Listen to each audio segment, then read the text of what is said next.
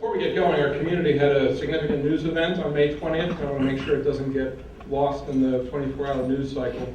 Connie Majorette, who had been the president of the Wilmington Chamber for the past 22 years, announced her retirement on that day.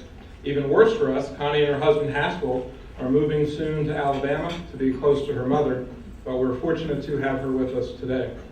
Since we didn't have time, Connie, to pull together a proper roast, I thought I'd say a few things and then we'll have a little bit of fun. Just to talk about Connie a little bit, she's really the rare combination of a person who can really see the big picture and as well as all the details. She was the one person in our community, even before the Great Recession, who was talking about a need to create jobs. And the interesting thing was our community was creating a lot of jobs at that time, but they were really lower wage service jobs, and she was the one saying we really need to do something to create higher paying jobs, and we need to invest in the community, which was the genesis of Cape Fear Future, which Connie and the Chamber started. But at the same time, she had a great grasp on the big picture. She always had a good grasp on the details. Her phone just goes off nonstop with people calling her, trying to find out, what they need to know about a certain person or a certain project or any landmines they need to avoid. Connie has been through a lot with the Chamber. She steered the Chamber through a lot of difficult times. Chambers have changed a lot in recent years, and obviously taking the Chamber through the Great Recession was a great achievement, and the Chamber today is in a much stronger position because of all of her efforts. Personally, Connie's meant a lot to my career and to the Business Journal. The first time I came to Wilmington, I made an appointment with Connie, and I couldn't say who I was or really what I was doing besides the fact that I was looking to buy a business. I couldn't disclose what business it was at that point. And Connie just, spent an hour with me, sat there, talked very openly about the goods and the bads and everything else in Wilmington that I should get to know. And I remember when I was making a decision as to where to go, and I looked at other places around the country, one thing I kept coming back to was Connie, thinking, wow, what a person, what a great chamber it is that she's built, and what a great community around her. And that was one of the big things that helped me make the decision to come here. And then when I came here, Connie was indispensable in giving me advice and getting to know the business community and helping introduce me to people.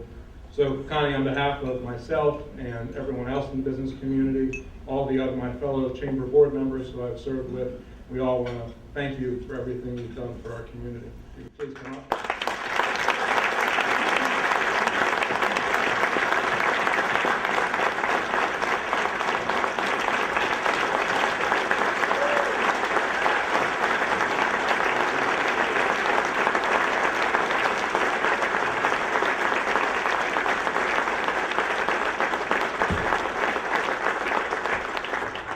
So I said we'd have a little fun too.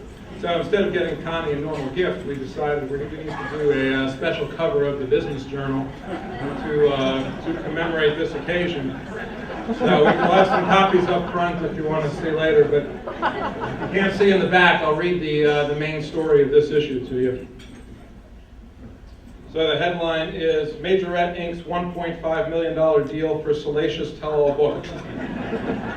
The Wilmington business community collectively shuddered Monday upon learning that Connie Majorette, the former CEO of the Wilmington Chamber of Commerce, signed a $1.5 million book deal with Random House.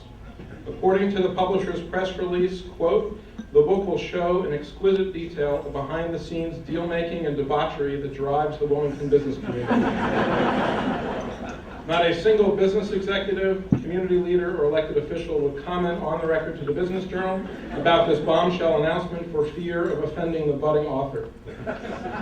We're toast, said one prominent Wilmington CEO, after being promised 3 times his name wouldn't be used. She knows where all the bodies are buried. While this is a fictional story, probably the genesis of it is pretty true. So, Connie, and you can name names and say whatever you like. So I told Rob I didn't want to say anything because this is a pretty emotional time for me. But I do want to tell Rob I have to retire before you start saying nice things about me. So that's pretty good, Rob. I really appreciate that. Rob didn't tell you that when he came into my office, he basically lied about what he was going to do. He lied about his name. So Rob and I have a very storied past, I guess. Thank you all. I appreciate it so much. My husband and I, Haskell, were driving in this morning, and we're coming down MLK, and I look over to Smith Creek to the left, and the greens were so green, and the sky was so blue, and I couldn't help but think how lucky everybody that lives in Wilmington is to live in Wilmington. We have really mixed feelings about going to Montgomery, Alabama. If the mayor was here, though, I would say they have a baseball team and a stadium on the river. So we're going to become the biggest Montgomery biscuit fan in the whole world. So if you're in Montgomery, please give me a buzz because I would certainly love to hear from you. But thank you. When I look out, there's so many people here that I've learned so much from, and I really do appreciate the lessons that you taught me.